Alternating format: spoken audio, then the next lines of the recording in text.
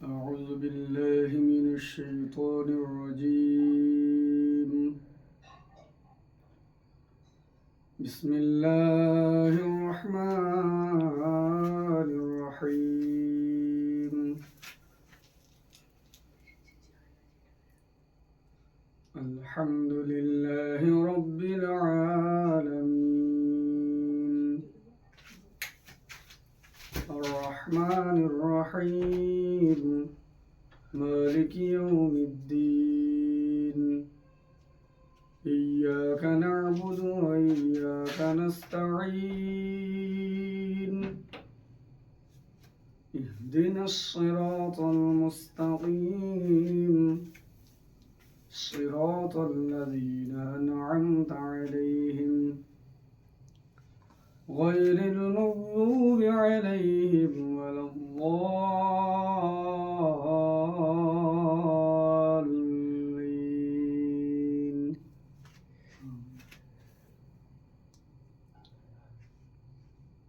ও মুসলমান নওজওয়ানেরা,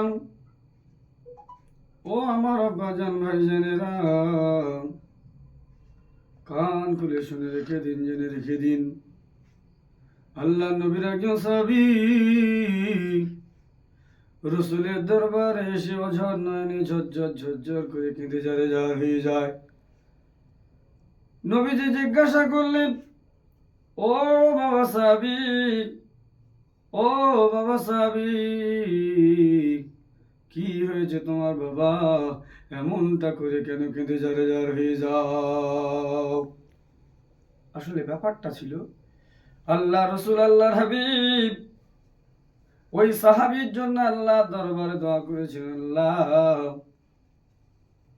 দাহিয়াতুল কালবি 700 পরিবারের সরদার, মাবুদ গো, যদি দাহিয়া কালবি ঈমান আনয়ন করে, ওর সাথে সাথে 700 পরিবারের ঈমান আনা সহজ হয়ে যাবে। আল্লাহ আল্লাহ গো, তুমি দাহিয়া কালবিকে ইসলাম গ্রহণের তৌফিক দাও। আল্লাহ রসুলের দোয়া কবুল হয়ে যায়। দয়ার নবী, দয়ার হাবিব দু জাহানের বাদশাহর কাছে এসে কলেমা পড়ে মুসলমান হয়ে যায়। কিছুদিন পর এই ঘটনা, ইসলাম গ্রহণের কিছুদিন পরেই দাহিয়া কালবি এসে খুব কান্নাকাটি করছে। সেই সময় রসুল জিজ্ঞাসা করলেন, দাহিয়া কি খবর বাবা সাহাবা? তুমি কি তোমার ধর্ম ত্যাগ করে ইসলাম কবুল করেছো বলে এমন কান্নাকাটি করছো বাবা?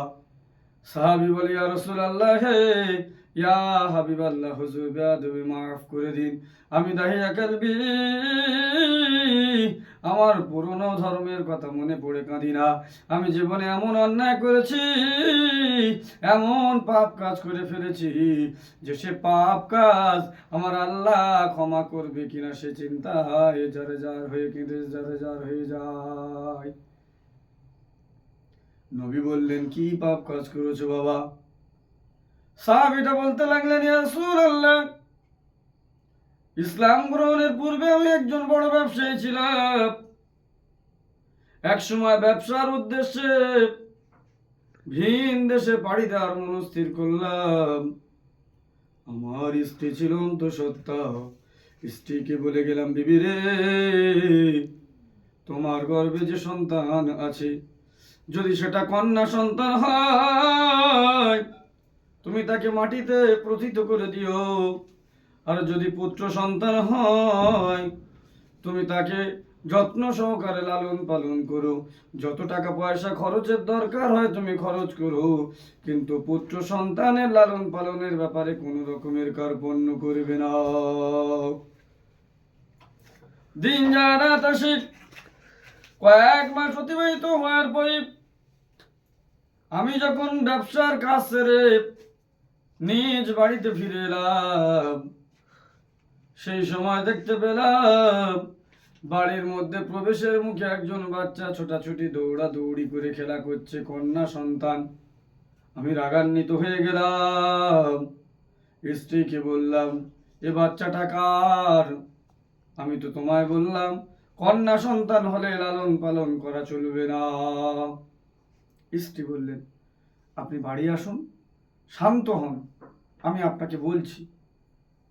আপনি আগে বাড়িতে চলে আসুন। বাড়িতে যাওয়ার পরে স্ত্রী বলছে, ও তো আমাদের সন্তান নয়, ও পাশের বাড়ির কোনো একজনের সন্তান, কন্যা সন্তান, আমাদের ঘর পিছনে ফেলে রেখে চলে গিয়েছিল। আমাদের তো কোনো বাচ্চা কাচ্চা নেই, সেজন্য এই বাচ্চাটাকে আমি লালন পালন করছি। আমাদের বাচ্চা কন্যা সন্তান, তাকে আমি মাটিতে প্রথিত করেই দিয়েছি।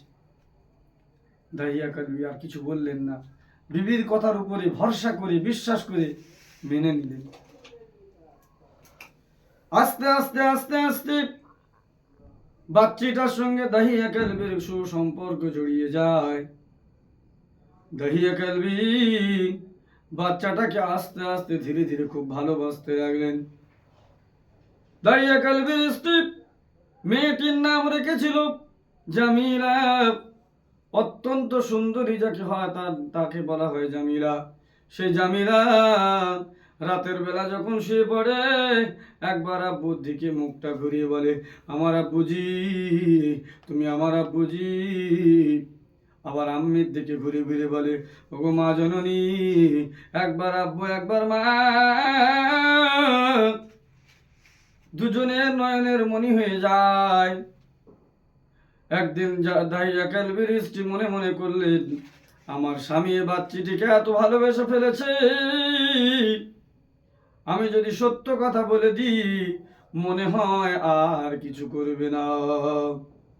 একদিন রাতের বেলায় স্বামী স্ত্রী শুয়ে আছেন, এমন সময় স্ত্রী স্বামীর মাথায় বিলি কেটে দিতে দিতে বলে, স্বামিনী, আমি আপনার কাছে একটা কথা গোপন করেছিলাম, কিন্তু আমি আর গোপন রাখতে চাই না, সত্য কথা আপনার সামনে পেশ করতে চাই।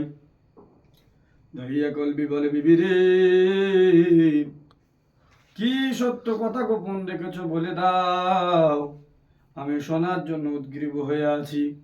স্ত্রী বলতে লাগলেন, স্বামিনী গো, এই যে জামিলা, এ অন্য কারো কন্যা নয়, এটা হলো আমাদের দুজনের কন্যা। অত্যন্ত সুন্দরী বলে আমি আপনার হুকুম তামিল না করে এই বাচ্চাটিকে আমি লালন পালন করে বড় করে তুললাম। দাহিয়া কালবি প্রচন্ড রেগে গেলেন, কিন্তু রাগটা বুঝতে দিলেন না, নিজের স্ত্রীকে জানতে দিলেন না, রাগের বহিঃপ্রকাশ ঘটালেন না। কিছুদিন পরে দাহিয়া কালবি স্ত্রীকে ডাক দিয়ে বলে, বিবি রে, জামিলাকে সাজিয়ে দাও, গোসল করিয়ে দাও, পরিপাটি করিয়ে দাও, আমি ওকে নিয়ে একটু ঘুরতে যেতে চাই। জামিলার মা মনে মনে করল, আরে স্বামী আমার বড় আশা নিয়ে নিজ কন্যাকে নিয়ে ঘুরতে বেরোবে, কত সুন্দর করে গোসল করিয়ে দিয়ে পরিপাটি করে সাজিয়ে আব্বা জানের সাথে প্রেরণ করছে। কিন্তু জামিলার মা জানে না আজকের এই তার শেষ গোসল করিয়ে দেওয়া। জামিলার মা জানে না আজকের মতো সারা জীবনের জন্যই তার পোশাক পরিধান করিয়ে দেওয়া শেষ। জামিলার মা জানতে পারেনি আজকের মতো সারা জীবনের জন্য খাওয়া দাওয়া করিয়ে দেওয়া শেষ। নিজে খুশি মনে বাচ্চা ঘুরতে যাবে, সেই আনন্দে উৎফুল্ল হয়ে সাধ্য মতো সব রকমের ব্যবস্থা গ্রহণ করে স্বামীর হাতে তুলে দিলেন। বাপ বেটি দূরে চলে যায়। এক জায়গায় দাহিয়া কালবি গিয়ে কন্যাকে বলে, মামনি, অমুক জায়গায় তুমি খেলা করো। মামনি খেলা করতে ব্যস্ত, দাহিয়া কালবি গর্ত খুলতে লাগলেন।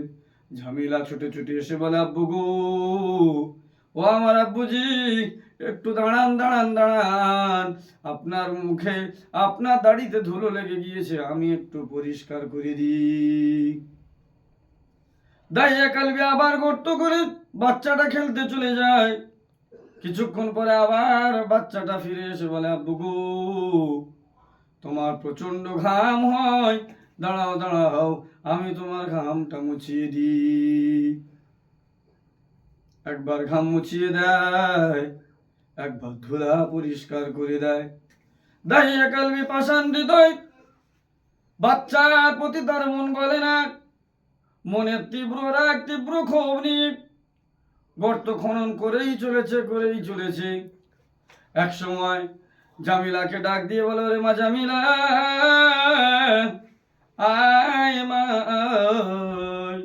গর্তের ভিতরে কি দেখা যায় একটা বার দেখে জামা। জামিলা আব্বুর ডাকে ছুটতে গর্তের কাছে চলে এলো। জামিলা গর্তের ভিতরে উঁকি দিয়ে দেখে কিছুই দেখা যায় না। আব্বুজি, গর্তের মধ্যে তো কিছু দেখতে পাই না। আব্বু বলে, মামনি রে, গর্তের আরো নিকটে চলে যাও, তবে তুমি দেখতে পাবে। যখন জামিলা গর্তের কিনারে পৌঁছে যায়, দাহিয়া কালবি ধাক্কা দিয়ে গর্তের মধ্যে জামিলাকে ফেলে দিয়ে মাটি চাপা দেওয়া শুরু করে দেয়। জামিলা কাঁদতে কাঁদতে বলে, আব্বুজি গো, আমি আর কোনোদিন তোমায় আব্বু আব্বু বলে ডাকবো না। তুমি আমার প্রাণে মেরো না। মেয়ের বাপ হিসাবে সমাজের বুকে তোমার পরিচয় দিতে হবে না আব্বু। আব্বুজি গো, তুমি আমার প্রাণটা ভিক্ষা দিয়ে দাও আব্বু। আমি দূরের কোনো শহরে চলে যাব, সেখানে গিয়ে প্রত্যেকের পরিচয়ে বড় হয়ে যাব, একাকীর জীবন যাপন আমি শিখে যাব আব্বু। কিন্তু প্লিজ তুমি আমায় এভাবে মাটি চাপা দিয়ে জীবন্ত পথিত করে দিও না আব্বু। দাহিয়া কালবির পাষাণ হৃদয় গলে না। বাচ্চার মায়াবী কণ্ঠ তার কর্ণগোচর হয় না। মাটি চাপা দিতে দিতে একটা সময় জামিলা জমিনের তলায় হারিয়ে যায়। আজকের সেই কথাগুলো ইসলাম কবুলের পরে মায়েদের কি সম্মান, মহিলাদের কি মর্যাদা, আল্লাহ রসুলের কাছ থেকে সাহাবীরা শিখতেন। দাহিয়া কালবিও শিখতে একটা সময় তার পুরনো কথা মনে পড়ে যায়। এখন আর রাতে করে ঘুমাতে পারে না বলে রসুলের দরবারে এসে কান্নাকাটি শুরু করে দেয়। ইয়া রাসূলুল্লাহ, ইয়া হাবিবাল্লাহ, হুজুর, আমি এত বড় পাপ কাজ করে ফেলেছি, আমার আল্লাহ কি আমায় ক্ষমা করে দিবি? কোরআনে কারিমে আল্লাহ জানিয়ে দেন, قل يا عبادي الذين أسرفوا على أنفسهم لا تقنطوا من رحمة الله إن الله يغفر الذنوب جميعا إنه هو الغفور الرحيم। আমার বান্দা বান্দিরা, তোমরা তোমাদের জীবনের অধিকাংশ সময়টা আমার নাফরমানির মধ্যে ব্যয় করে ফেলেছ, গুনাহমূলক কাজে জড়িয়ে পড়েছিলে। আজকে তোমার অনুশোচনা হয়েছে, আজকে তুমি অনুতপ্ত। না না না, তুমি চিন্তিত হইও না, তুমি আমার রহমত থেকে নিরাশ হইও না। নিশ্চয়ই আমি আল্লাহ সব ধরনের গুনাহকে মাফ করে দেব, আমি অত্যন্ত দয়ালু। বান্দা যতই গুনাহ করুক, আর তাইবুন, বান্দা যদি খালেস নিয়েতে একটা বার তওবা করে নেয়, আল্লাহ তাআলা তার পূর্বের জীবনের সকল গুনাহগুলোকে মাফ করে দেন। শুধু মাফ করেন না, সেই গুনাহগুলোকে নেকি দ্বারা পরিবর্তন করে দেন। সেজন্য আমার আব্বাজান, ভাইজান, বুবুজান, মায়েরা, যারা এই ভিডিওটা দেখছেন, সকলের উদ্দেশ্য করে বলছি, দুনিয়াতে আমরা এসেছি আখেরাতের কামিয়াবি অর্জনের নিমিত্তে। আমরা দুনিয়াতে দুনিয়াদারিত্বের জন্য আসিনি। ইমানদারদের জন্য দুনিয়া বলে কিছু নাই। দুনিয়ার জমিনে থেকে, দুনিয়াতে বসবাস করে, দুনিয়ার জমিনে পানাহার করে সব করবে, তারপরেও তার প্রত্যেকটা কাজ দিন বলে গণ্য হবে, যদি সেটা আল্লাহ তাআলার হুকুম এবং প্রিয় রসুল সাল্লাল্লাহু আলাইহি ওয়াসাল্লামের নুরানি তরিকা হয়। সুতরাং বুদ্ধিমান তো ওই ব্যক্তি যে মৃত্যুর আগে আগে মৃত্যুর পুঁজি তৈরি করে নেয়। এই যে ঘটনাটা আমরা শুনলাম, এই ঘটনা থেকে আমরা কি শিক্ষা পেলাম? যে আমরা এখন থেকে বেশি বেশি করে গুনাহ করব, আর একটা সময় আমরা তওবা করে নেব, নিলে আল্লাহ সব মাফ করে দেবেন। না বন্ধুরা, ব্যাপারটা এমন নয়। আপনি যে গুনাহ করার পরে তওবা করার জন্য হায়াত পাবেন, বেঁচে থাকবেন, এর তো কোনো নিশ্চয়তা নেই। কুল্লু নাফসিন যায়িকাতুল মাউত, প্রত্যেকটা প্রাণীকে একদিন মৃত্যুর স্বাদ আস্বাদন করতে হবে। ফাইজা জা আজালুহুম লা ইস্তাখিরুনা সাআতাও ওয়া লা ইস্তাকদিমুন, মৃত্যু নিশ্চিত, প্রত্যেকের নির্দিষ্ট সময়েই হবে, কারো জন্য এক সেকেন্ড আগে বা পরে করা হবে না। আমার আপনার নামটা কোন সময়ে লেখা আছে, কোন জায়গায় লেখা আছে, আমরা তো কেউ জানি না।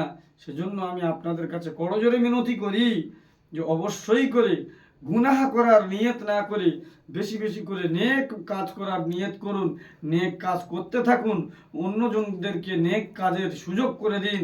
বিশেষ করে আপনারা যারা এই ভিডিওটা শুনলেন, দেখলেন, যারা এখনো পর্যন্ত এই ভিডিওটা দেখতে পায়নি বা শুনতে পারেনি, তাদের কাছে আপনারা শেয়ার করে দিন, যাতে তানারাও এই ভিডিওটি দেখে এর উপর থেকে কিছু শিক্ষা যদি তিনি নিতে পারেন, আমলে বাস্তবায়ন করেন, এর হকদার, এর সওয়াবের হকদার আপনারাও হবেন। লাইকের মাধ্যমে, কমেন্টের মাধ্যমে এবং সাবস্ক্রাইবের মাধ্যমে নিত্য নতুন ভিডিও আপনাদের সামনে যাতে উত্থাপন করার অনুপ্রেরণা পাই, সেজন্য আপনাদের কাছে আবেদন করলাম। ওয়া আখিরি দাওয়ানা আনিল হামদুলিল্লাহি রাব্বিল আলামিন।